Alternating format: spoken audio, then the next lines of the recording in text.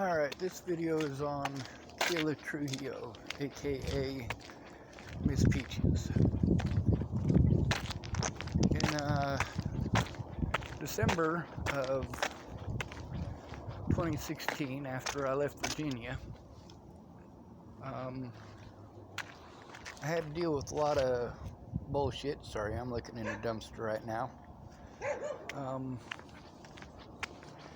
And I hadn't been actually assaulted by that point. I'd been pushed around a few times, and I think I had a guy spit in my face by that point also. Mostly just people threatening and being assholes. But the thing is, they were being assholes in real life, in person.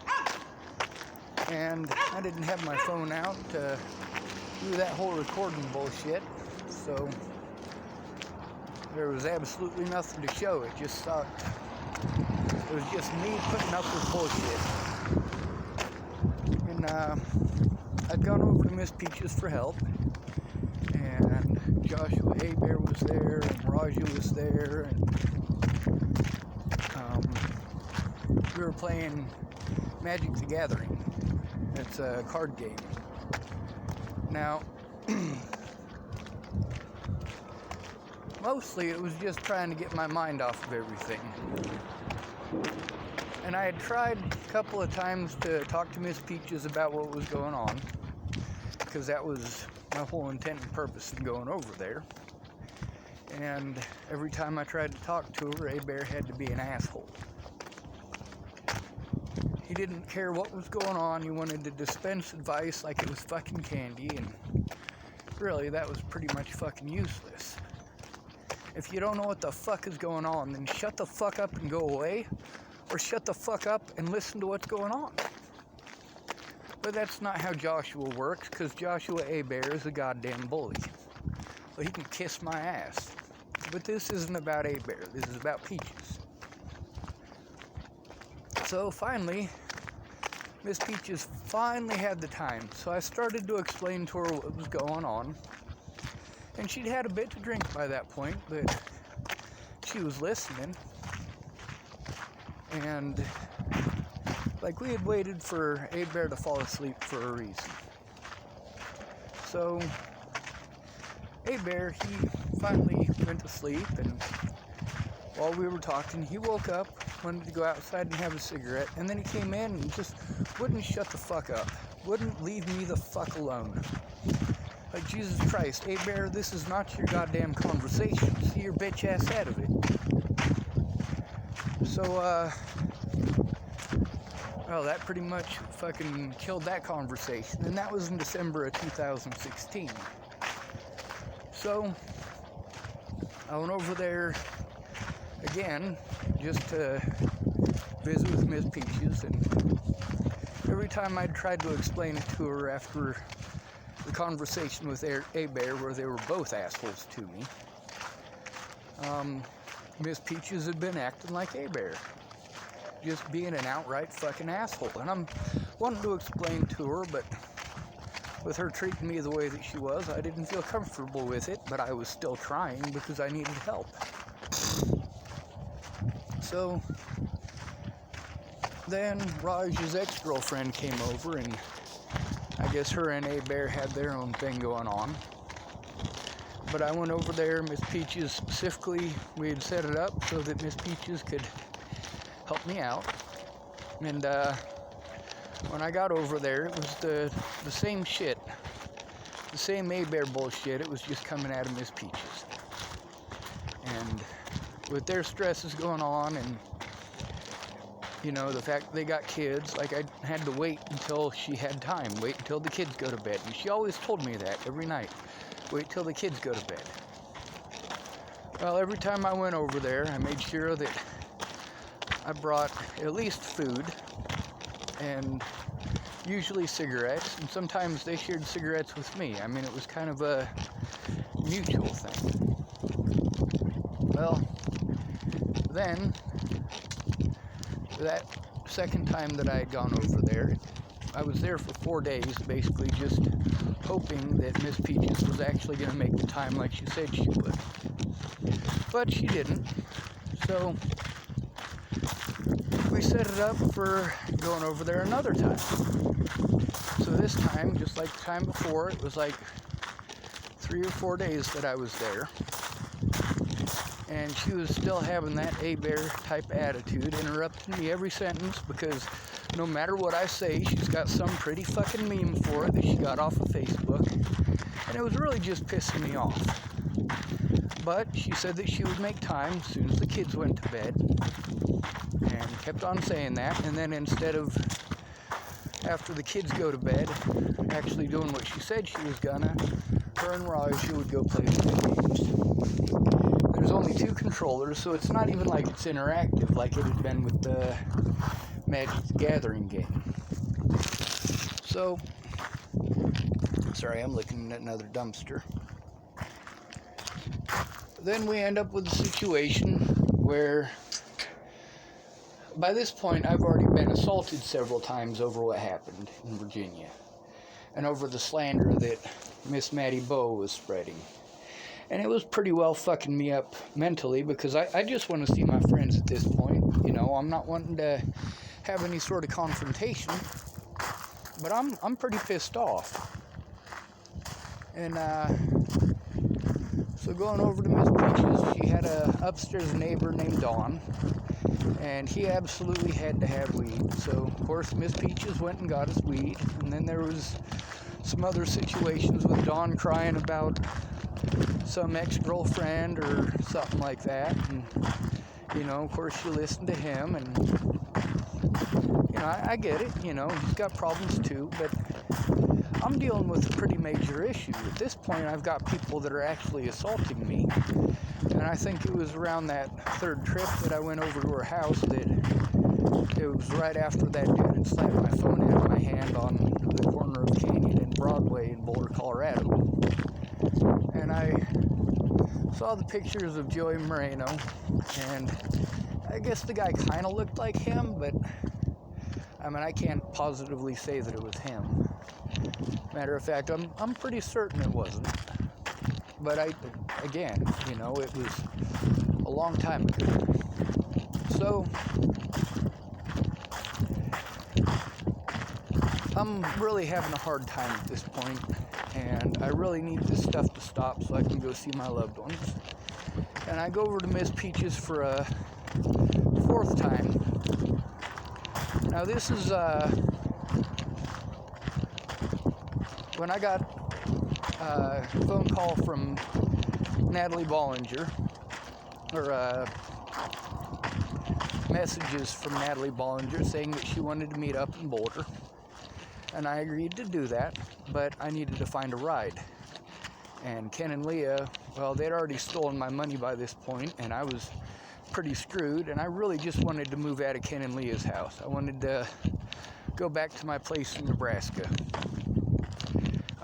up to the low income, because at least at low income, they weren't going to steal a whole shit ton of money from me and assault me. But of course, at this point, I hadn't been assaulted yet. That didn't happen until later. So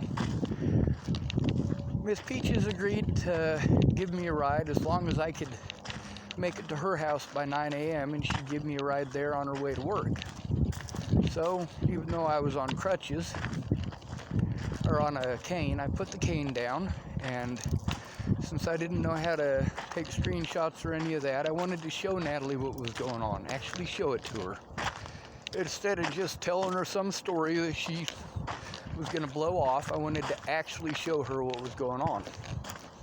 So I took my computer with me, and I walked over 100 blocks. I caught a ride on a bus, and I was finally able to make it there. And, you know, at this point, you know, for the whole year previously, I hadn't asked Natalie where she was at. I was only interested in her telling people the truth so they would leave me the fuck alone. And Miss Peaches gave me that ride, and I got to Boulder, and Chelsea Worsing, she was gonna go with me so that I didn't have to be alone. And I let Miss Natalie know that I was afraid of her, and people were like, oh, you're afraid of a little girl? No, it's the fact that that little girl who is a grown-ass adult told lies about me that resulted in grown-ass men literally assaulting me and threatening to kill me. And also by this point, there'd been the whole Tim Beeson bullshit that was going on where he was threatening me and my family. And yeah, that's not fucking called for. That's not necessary. I left Virginia for a reason. I left Virginia so I could avoid that druggy bullshit. I mean, there's a difference between helping somebody out who happens to be on drugs or alcohol and you still care about them, and being dragged into a fucked up, dramatic bullshit situation between her and her sister and her whole fucking family. That didn't need to happen. So, afterwards, Miss Peaches gave me a ride back, and she gave me the money to get on a bus so I could make it back to Ken and Leah's. And then the 5th time that I went to Miss Peaches, I'd been in contact with Jeff Ritter, and he was supposed to help me get a lawyer, but he needed paperwork. And then all of Christmas happened, so he was on Christmas break and couldn't do anything. And I finally got assaulted by Ken and Leah because I confronted him about stealing all my money. And instead of giving me my money back or making another empty promise to pay me back, Ken started screaming at me in the kitchen and getting up in my face, and I was literally backed into the kitchen sink. You know, I wanted to get my money back. I couldn't fucking feed myself, and they were supposed to take care of food because I had given them money for that, but they didn't. So then I've got Ken and Leah in the kitchen screaming at the top of their lungs at me, and Dawn Bird comes out, and she starts fucking attacking me with her chest. Like, what the fuck? You know, here I am. I've got 3 grown-ass adults who are verbally assaulting me, and one of them is physically assaulting me over them stealing from me. And Dawn did not steal anything from me. I do have to say that. Dawn did not steal anything from me. She just assaulted me. Now, I needed to get a lawyer, so I let Ken and Leah know that I was leaving to go find my voice. Now at this point, I still think that Natalie Bollinger is living in Virginia, and that's because I didn't bother to read the protection order.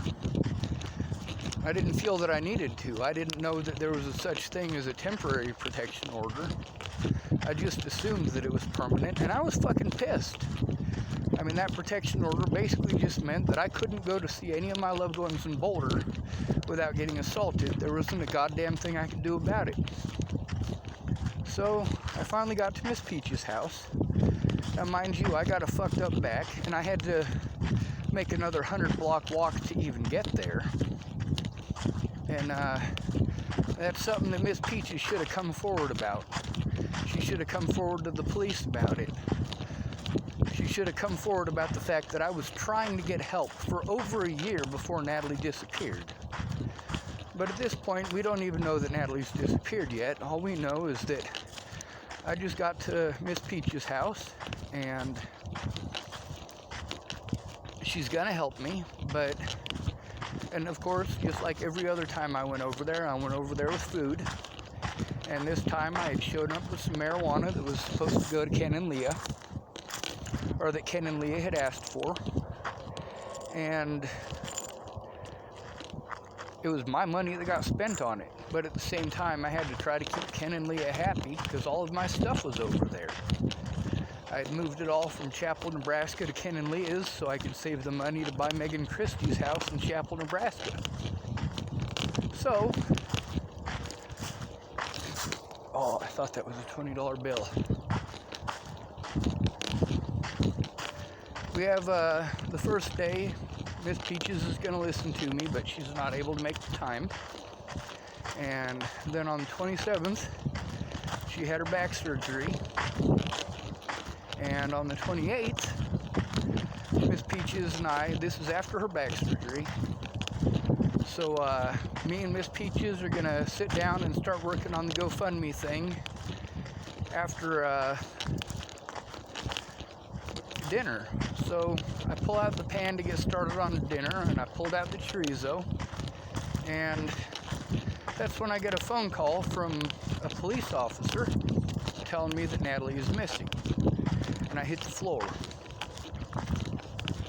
I mean, this is literally something that I have dreaded since sitting in the back seat of a police officer's vehicle in Chesapeake, Virginia. So, you know, this is my worst case scenario. I knew that no matter what happened to Natalie, I was going to get blamed. And being assaulted for things that I didn't do for a whole fucking year, to the point where I'm literally only going to Boulder when somebody needs a rescue. Or when somebody promises me that they'll come and see me and they'll visit with me and talk with me in person. But none of those people had shown up. So I'm gonna have to make a second video about Miss Peaches because this one's getting pretty long. But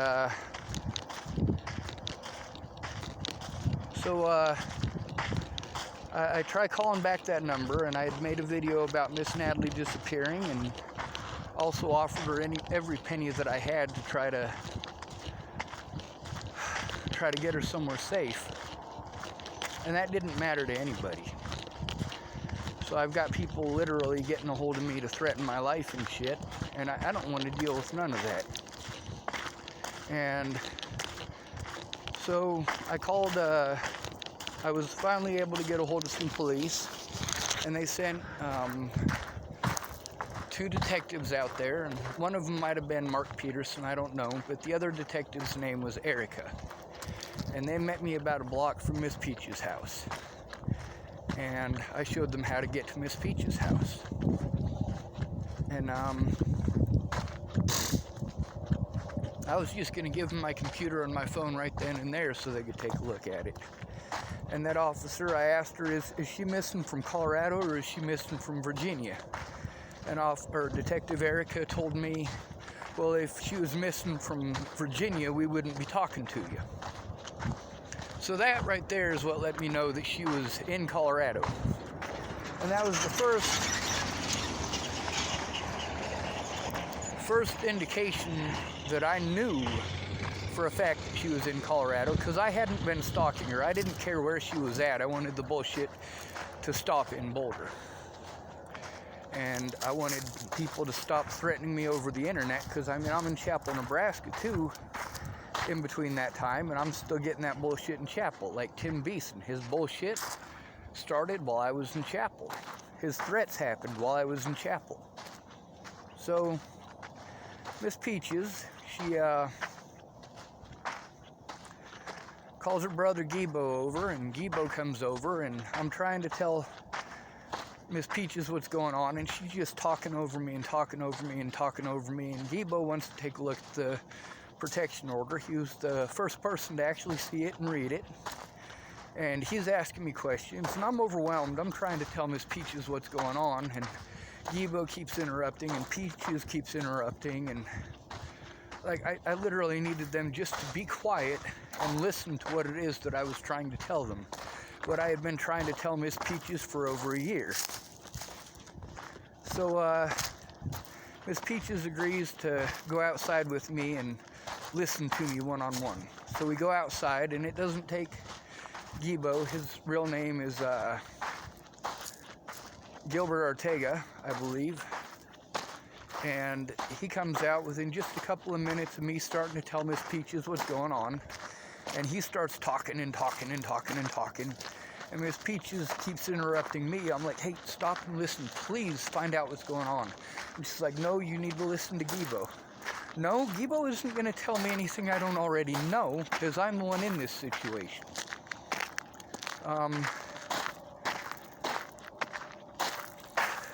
It sucked. So then we got in contact with the police again, and they actually came to Miss Peaches' house, and it's an apartment complex. and they parked outside of her place. And of course, that's not a good thing, because then you got to deal with the reputation of being in that neighborhood and people seeing cop cars over at your place. And so they ride in their vehicle, and I ride in a police cruiser all the way to the police station in Broomfield. And I tried explaining to those officers what the hell was going on. And also I explained to them about the things that overwhelm me. That way they wouldn't overwhelm me, and they could get the most useful information out of me as they could. Well, instead they did the opposite. They used that in order to prevent me from being able to communicate effectively. And obviously they went around and let other police stations where they had asked me to go, because they asked me to go to Boulder, Colorado. And so I went to Boulder, Colorado. But I guess I should stick to the Miss Peaches part. Nobody went in there with me to speak to the officers. Nobody. It was just me, and those officers were fucking bullshitting me from the start. Outright lying to me, and, well, that just fucking sucked. So then, after all that is said and done, they're telling me that they're going to drop me off where they pick me up. And I said, well, I don't even know if they're going to let me stay there. I mean, it's pretty obvious with everything that went on at Ken and Leah's that they're not going to let me stay there. And I was right about that too, by the way. And we'll get into that later when I make a video about Gibo. But Miss Peaches, when I finally got back to her house, it was pretty late in the morning, and I also got a phone call from Alicia Bollinger, by the way, to ask me if I knew where her sister was, and I had no fucking clue. So Miss Peaches says, yeah, my mom says that she doesn't want you staying here, or she doesn't want anybody staying here, but I'm gonna break the rule and let you stay one extra night, or I'm gonna break the rule and let you stay the night tonight. But tomorrow you gotta go, and I can help you during the day, but, you know, at night you gotta go. So I had to find a place to go. And I woke up in the morning, and it was just a big fucking pain in the ass.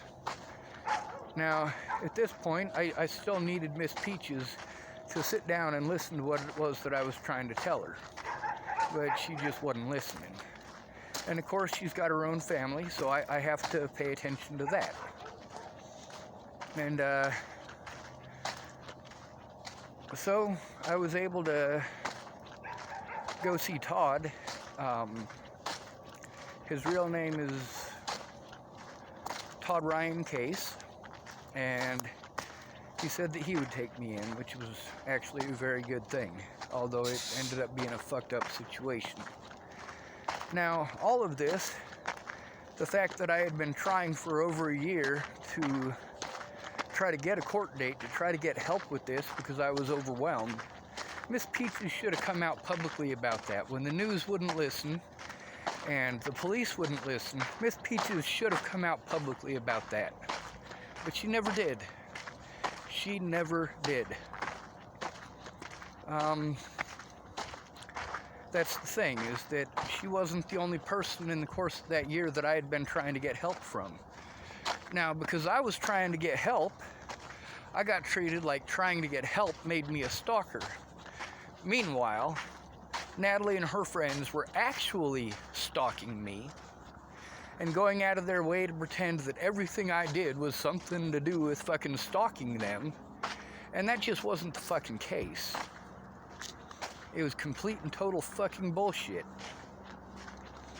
And Miss Peaches knows that it's fucking bullshit.